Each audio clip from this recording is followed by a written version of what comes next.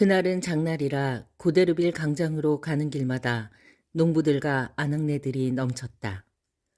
농부들은 한 걸음 뗄 때마다 움직이기도 힘겨운 것처럼 온몸을 앞으로 숙이고는 어기적 걸어갔다. 농부들의 모습은 쟁기질을 하느라 한쪽 어깨는 처지고 허리는 구부정했으며 다리를 벌리고 서서 곡식을 베다 보니 다리도 휘어 있었다. 농부들의 푸른 윗도리는 풀을 먹여 반들반들 윤이 났고 깃가 소매에는 하얀 실로 작은 무늬가 수놓아져 있었다. 윗도리가 깡마른 상체를 풍성하게 감싸고 있어 마치 둥실 떠오를 듯한 풍선에 머리와 팔다리만 불쑥 튀어나온 것처럼 보였다. 어떤 농부들은 암소나 송아지를 끌고 갔다. 그 뒤로 아낙네들이 잎이 달린 나뭇가지로 소를 때려 걸음을 재촉하며 뒤따랐다. 아낙네들은 모두 닭이나 오리가 고개를 내밀고 있는 큰 바구니를 들고 있었다.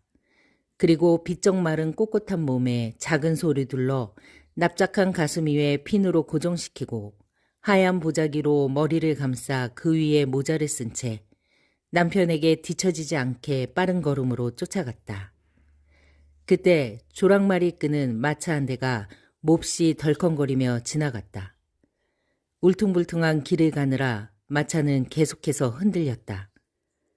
마차 앞쪽에 나란히 앉은 두 남자와 안쪽에 앉은 여자들도 흔들거리는 마차에서 떨어지지 않으려는 듯 마차 가장자리를 꼭 잡고 있었다. 고데르빌 강장에는 벌써부터 수많은 사람들과 가축들이 뒤섞여 북적거리는 장터가 되어 있었다. 소의 뿔과 돈푼깨나 있는 농부들의 높다란 모자와 아낙네들의 머리쓰개가 장터에 모인 사람들 위로 언뜻 눈에 띄었다. 여기저기 크게 외치는 소리들로 시끌벅적한 가운데 이따금 기분 좋은 시골 사람들의 우렁찬 웃음소리나 담장에 매인 암소의 긴 울음소리가 들리기도 했다. 장터 어디를 가나 온통 외양간 냄새, 태비 냄새, 마른 풀 냄새, 땀 냄새가 진동을 했다. 또 시골 사람들이 그렇듯 그들의 몸에서 나는 사람 냄새와 가축 냄새가 뒤섞여 시큼하고 역겨운 냄새가 났다. 브레우테 마을에 사는 오스크른 영감은 막 고데르빌 강장에 도착해서 장터 쪽으로 가다가 길바닥에서 노끈 한 오라기를 보았다. 오스크른 영감은 알뜰한 노르망디 지방의 사람으로 뭐든지 모아두면 나중에 쓸모가 있다고 여겼다. 그래서 오스크른 영감은 하찮은 노끈 하나도 그냥 지나치지 않았다. 오스크른 영감은 신경통으로 아픈 허리를 힘겹게 구부렸다. 그러고는 얼른 가느다란 노끈을 주워 돌돌 말아서 챙기다가 마구를 만드는 말라댕 영감이 자기 집 문간에 서서 보고 있다는 것을 알았다. 두 사람은 예전에 고삐 때문에 싸운 적이 있는데 그 뒤부터 서로 사이가 좋지 않았다. 오스크른 영감은 노끈 따위를 줍다가 원수에게 들킨 것이 조금 창피했다. 그래서 얼른 노끈을 윗도리 아래 감추었다가 바지 주머니 속에 넣었다. 그러고는 계속해서 허리를 굽히고 목을 쭉 뺀 채 길바닥에서 뭔가를 찾는 척하면서 장터 쪽으로 걸어갔다. 물건값을 흥정하며 천천히 움직이는 시끄러운 사람들 속으로 오스크른 영감은 금방 묻혀버렸다. 암소를 고르는 농부들은 자기가 사려는 암소를 살펴보다가 속을까봐 결정을 못 내리고 그냥 갔다가 다시 돌아와 상인의 눈빛을 살피며 혹시 속임수를 쓰는 건 아닌지 암소에게 문제가 있는 건 아닌지 꼼꼼히 살펴보고 있었다. 한편 아낙네들은 큰 바구니에서 잔뜩 겁먹은 닭들을 꺼내 두 발을 묶은 채 장터에 내놓았다. 아낙네들은 손님이 얼마에 사겠다고 하면 무표정한 얼굴로 한 푼도 깎아줄 수 없다고 하기도 하고 어떨 때는 갑자기 마음이 변해서 돌아서는 손님을 소리쳐 붙잡기도 했다. 좋아요, 앙틴 영감님. 그 값에 가져가세요. 이윽고 사람들이 하나둘 장터를 떠나고 성당의 종소리가 정오를 알리자 사람들은 약속이라도 한 것처럼 흩어졌다. 주르댕 여관의 큰 식당은 식사하는 사람들로 가득 찼고 넓은 마당은 집마차, 이룸마차, 유람마차, 지붕 없는 마차 등 온갖 마차들이 들어차 있었다. 여기저기 이어붙여 일그러진 모양의 누런 진흙까지 뒤집어 쓴 마차들이 끌채를 두 팔처럼 하늘로 쳐들거나 꽁무니를 치켜든 채 서 있기도 했다. 식탁 옆에는 커다란 벽난로가 활활 타오르며 사람들의 등에 뜨거운 열기를 뿜어냈다. 벽난로에는 닭과 비둘기와 양의 넓적다리를 꽂은 꼬치 3개가 돌아가고 있었다.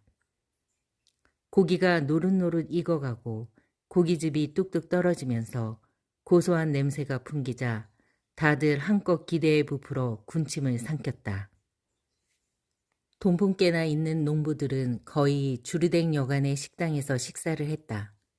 여간 주인인 주르댕 영감은 요령이 좋아 말을 사고 팔아 큰돈을 모은 사람이었다.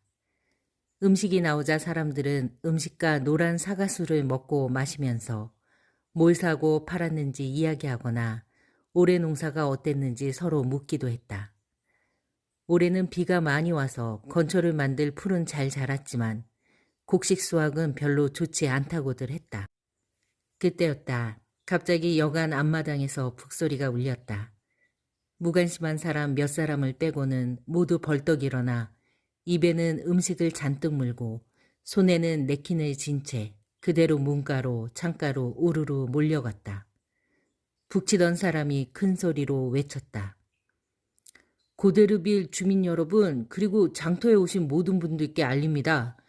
오늘 아침 9시와 10시 사이에 만느빌에 사는 포르티에 울프레트 영감님이 장터에서 500프랑과 서류가 들어있는 검은 가죽 지갑을 잃어버렸습니다. 지갑을 주우신 분은 즉시 시청이나 만느빌의 포르티에 울브레트 영감님 댁으로 갖다 주시기 바랍니다. 지갑을 찾아주시는 분에게는 사례로 20프랑을 드립니다. 사람들은 울브레트 영감이 지갑을 찾을지 못 찾을지를 두고 이야기하기 시작했다. 그들은 이제 음식의 맛이나 향에는 관심이 없었다. 온통 울브레트 씨의 지갑에 관한 이야기뿐이었다. 그때 헌병 대장이 찾아왔다. 브레호텔 마을에서 오신 오스크른 영감님 계십니까? 식탁 반대쪽에 앉아있던 오스크른 영감이 대답했다. 나 여기 있어. 헌병 대장이 말했다. 실례하지만 시청까지 가주셔야겠습니다. 시장님께서 하실 말씀이 있답니다. 오스크른 영감은 어리둥절하면서도 불안한 나머지 술을 한 모금 들이켜고 헌병 대장을 따라갔다. 시장은 안락의자에 앉아 오스크른 영감을 기다리고 있었다. 시장은 뚱뚱하고 근엄한 사람으로 별것 아닌 일에도 무게 잡고 말하기를 좋아했다. 오스크른 영감님, 오늘 아침 장터에서 만느빌의 울브레트 영감님이 잃어버린 지갑을 영감님이 주었다는 게 사실입니까? 오스크른 영감은 그런 의심을 받는다는 사실만으로도 지레 겁을 먹고 깜짝 놀라서 시장을 바라보았다. 네? 내가 지갑을 주었다고요? 네, 바로 영감님이요. 세상에, 난 전혀 모르는 일입니다. 모른다고요. 모른다고요? 하지만 본 사람이 있습니다. 봤다고요? 나를요? 도대체 누가 나를 봤단 말입니까? 마구를 만드는 말라댕 씨입니다. 그제야 오스크른 영감은 어찌된 일인지 알아차렸다. 오스크른 영감은 화가 나서 얼굴이 시뻘개졌다. 아, 그 친구가 봤지요, 그 못된 놈이. 오늘 아침에 제가 노끈 줍는 것을 봤어요. 그걸 보고 그 자식이 그러는 거예요? 난 이 노끈을 주운 거라고요. 자, 보세요. 바로 이겁니다, 시장님. 그러더니 주머니를 뒤져서 노끈을 보여주었다. 하지만 시장은 못 믿겠다는 듯 고개를 저었다. 말라딘 씨처럼 믿을 만한 분이 노끈을 지갑으로 착각할 리가 없습니다.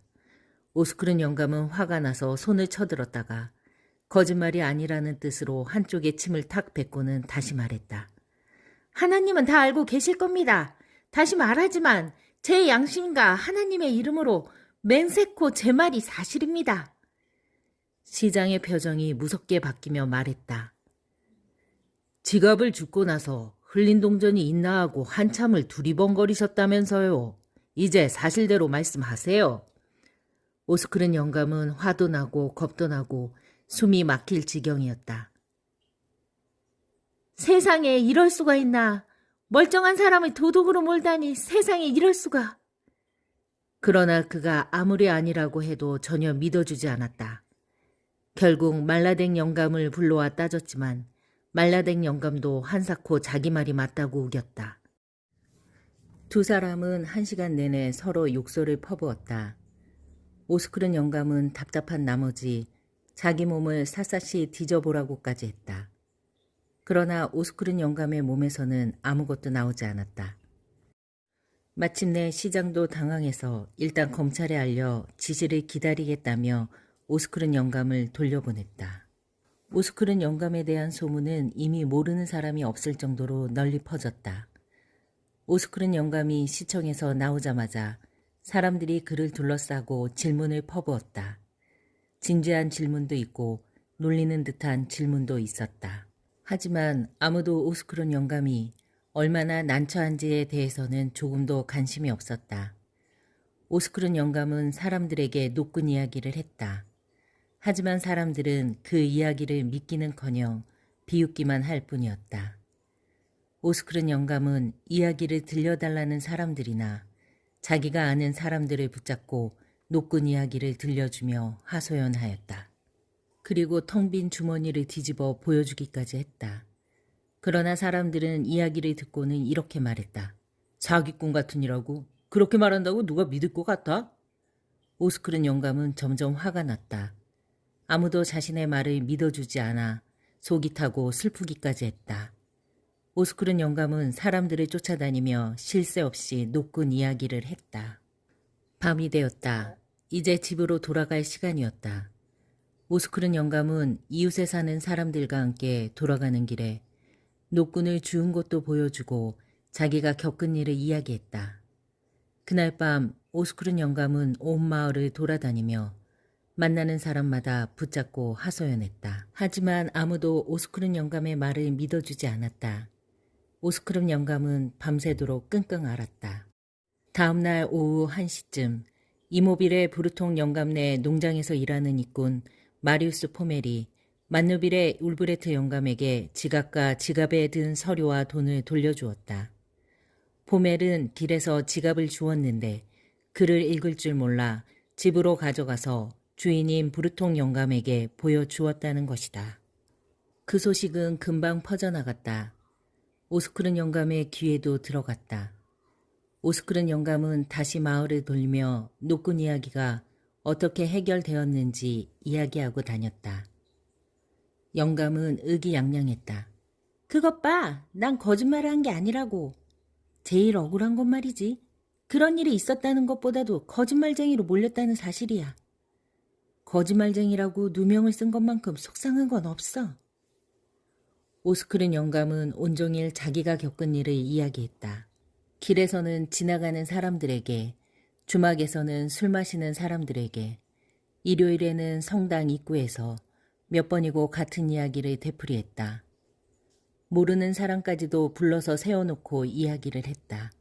그제야 오스크른 영감은 한시름 놓았지만 딱히 무언지는 몰라도 마음이 꺼림칙했다. 아무래도 사람들이 비우는 것 같고 자기 이야기를 믿지 않는 눈치였다. 등 뒤에서 수군거리는 것 같기도 했다. 화요일 오스크른 영감은 노끈 이야기를 하려고 고데르빌 장터에 갔다. 말라댕 영감이 문간에 서 있다가 오스크른 영감을 보고 웃음을 터뜨렸다. 왜 웃지? 오스크른 영감은 크리크토에서 온 농부에게 말을 걸었으나 농부는 이야기를 끝까지 듣지도 않고 오스크른 영감의 배를 한 대 치더니 얼굴에 대고 소리쳤다. 이런 사기꾼. 그러고는 뒤도 안 돌아보고 가버렸다. 오스크른 영감은 할 말을 잃고 멍하니 서 있었다. 점점 불안해졌다. 왜 사람들이 나더러 사기꾼이라고 하는 거지? 오스크른 영감은 주르댕 여관의 식당에 앉자 다시금 노끈 이야기를 꺼냈다. 그러자 몽티빌리에서 온 가축 상인이 큰 소리로 말했다. 어이, 사기꾼 양반, 나도 알고 있어요. 그 노끈 얘기 말이죠? 오스크른 영감은 무안해서 말을 더듬었다. 아무튼 그 지갑은 찾았잖소. 그 지갑 말이요. 그러자 또 다른 사람이 말했다. 영감님, 됐어요. 이제 그만하세요. 찾은 사람이 있으니 도로 갖다 놓은 사람도 있겠지요. 본 사람이 없으니 알게 뭡니까? 안 그래요? 오스크른 영감은 기가 막혔다. 그제야 깨달았다. 사람들은 오스크른 영감이 다른 사람을 시켜 지갑을 도로 갖다 놓았다고 생각하는 것이었다. 오스크른 영감은 아니라고 말하고 싶었지만 사람들이 낄낄대고 웃는 바람에 이야기는커녕 식사도 다 마치지 못하고 식당을 나와버렸다. 오스크른 영감은 분통이 터졌지만 한편으로는 이해가 갔다. 자신이 이전에 얕은 깨를 잘 부렸기 때문에 지갑을 훔쳤다가 도로 갖다 놓고 시치미를 뚝 뗐을 거라고 사람들이 생각하는 것 같았다. 자기가 충분히 그러고도 남을 사람이라고 생각하는 마당에 아무리 죄가 없다고 해봤자 아무도 믿어주지 않을 거라는 느낌이 어렴풋이 들었다. 누명을 썼다는 사실에 가슴이 아팠다. 그래서 오스크른 영감은 다시 노끈 이야기를 시작했다. 혼자 있을 때에도 온통 그 일만 생각했다. 오스크른 영감의 노끈 이야기는 날마다 새로운 이유와 더 확실한 증거와 더 엄숙한 맹세가 덧붙여져 나날이 늘어났다. 사람들은 오스크른 영감의 변명이 복잡하고 치밀해질수록 점점 더 그를 믿지 못했다. 사람들은 오스크른 영감의 뒤에서 수군거렸다. 거짓말하는 티가 난다니까. 오스크른 영감도 사람들이 점점 더 자신을 믿지 않는다는 것을 알고 있었지만 괴로워하면서도 쓸데없는 노력에 온 힘을 쏟아부었다. 오스크른 영감은 눈에 띄게 쇠약해져 갔다. 짓궂은 사람들은 전쟁터에 갔다 온 군인에게 전쟁 이야기를 시키듯 재미삼아 오스크른 영감에게 노끈 이야기를 시켰다. 오스크른 영감은 마음의 깊은 상처를 받아 점점 허약해졌다. 그리고 12월 말에 오스크른 영감은 몸져 눕고 말았다. 결국 오스크른 영감은 1월 초 숨을 거두었다. 그는 숨을 거두는 마지막 순간에도 자신의 결백을 주장하는 같은 말만 되풀이했다. 나는 그저 노끈 하나를 주었을 뿐이에요. 노끈 말이에요. 여길 보세요. 이거 보라고요, 시장님.